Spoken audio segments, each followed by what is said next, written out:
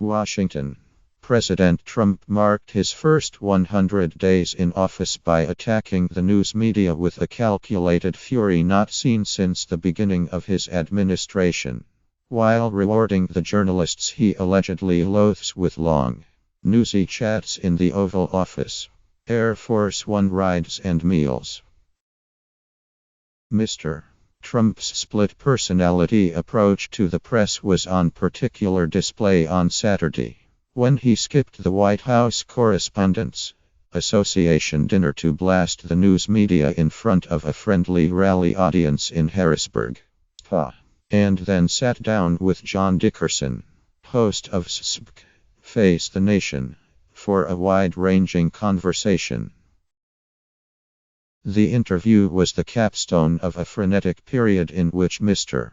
Trump sat for interviews with representatives of the very media he has publicly criticized, and dispatched his top advisors to provide virtually non-stop briefings for them. The president and his aides made the case that he had accomplished significant things since taking office, despite Mr. Trump's lack of major legislative achievements. In his interview with Mr. Dickerson, the president veered from sales mode to sullen defiance. The first part, which aired on Sunday, was all sales. The second part, which aired on Monday, ended when Mr. Trump walked away abruptly after Mr. Dickerson pressed him on his false claim, expressed on Twitter, that President Barack Obama had placed a tap on Trump Tower. Mr. Trump said, "While the former president had been very nice to me, the two have had difficulties. You saw what happened with surveillance," Mr. Trump said, declining to elaborate. Asked by Mr. Dickerson, "What does that mean, sir?" Mr. Trump said, "You can figure that out yourself." When Mr. Dickerson asked whether Mr. Trump stood by his characterization of Mr. Obama as sick and bad, the president appeared to become agitated and said, "You can take it any way you want. I have my own opinions," Mr. Trump continued, as Mr. Dickerson tried in vain to ask him for an explanation. "You can have your own opinions." The president then ended the interview, saying, "Okay, it's enough." Congressional investigators from both parties have said they have uncovered no evidence to support Mr. Trump's claims. But congressional Republicans and White House officials have said that some communications of Mr. Trump's associates were picked up as part of routine surveillance conducted by American intelligence agencies.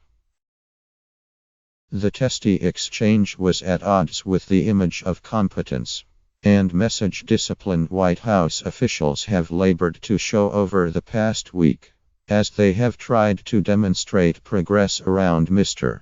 Trump's 100-day mark, a time frame the president rejected as ridiculous but has gone out of his way to frame as an unparalleled success.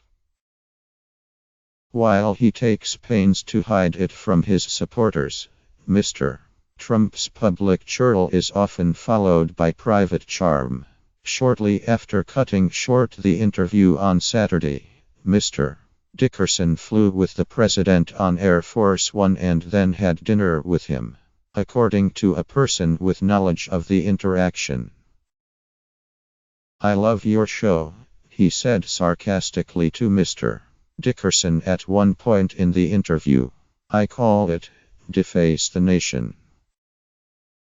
On Monday, the White House reverted to a less subtle way of delivering its message, releasing a campaign advertisement declaring his administration's beginning a triumph, and questioning the way the press has covered him.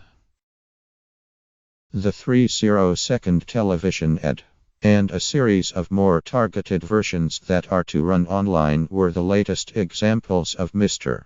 Trump's extraordinarily early return to campaigning at a time when most presidents would be spending their time pushing through their highest legislative priorities.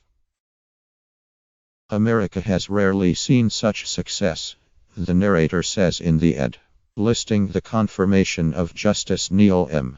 Gorsuch to the Supreme Court, companies investing in jobs in the United States, the elimination of regulations that kill American jobs, and the approval of the Keystone XL pipeline.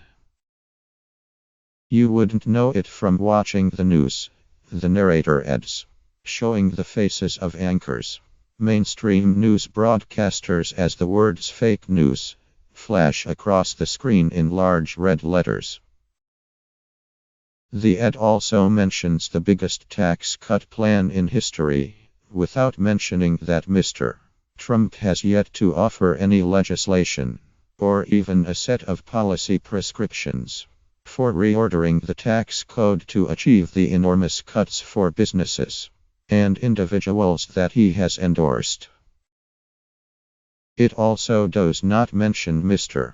Trump's failed attempt to push through a health care overhaul, after having vowed that the repeal and replacement of the Affordable Care Act would be his earliest priority, nor is there any reference to his attempts to crack down on illegal immigration, which have largely stalled. Congress has refused to provide any money for the border wall, was his most talked about campaign promise, and courts have blocked 2 of his efforts to bar travelers from 6 predominantly Muslim countries, and to defund so-called sanctuary cities that refuse to help the federal authorities track and deport illegal immigrants. The TV advertisement was paid for by Mr. Trump's re-election campaign, for which he filed papers in January, on the day he was sworn in. The campaign said it would spend $1.05 million to air the ad across the country, a relatively small sum that does not indicate a major national public relations offensive. But airing the ad underscored Mr. Trump's remarkably early return to partisan politics. A strategy has included a series of re-election campaign rallies, began only weeks into his presidency. The latest such gathering was in Harrisburg, timed to coincide with the White House Correspondents' Dinner. Yet even as he gleefully snubbed it, Mr. Trump offered an exclusive interview to the association's president, Jeff Mason of Reuters. It was arguably the most telling of the dozen or so sit-downs the president conducted. "I loved my previous life. I had so many things going," Mr. Trump told Reuters in an interview just before the dinner. "This is more work than in my previous life. I thought it would be easier.